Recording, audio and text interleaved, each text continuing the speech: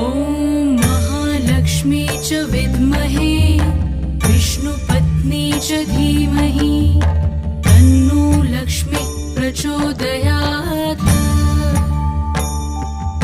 ॐ महालक्ष्मी च विद्महे विष्णुपत्नी च धीमहि तन्नो लक्ष्मी प्रचोदयात्।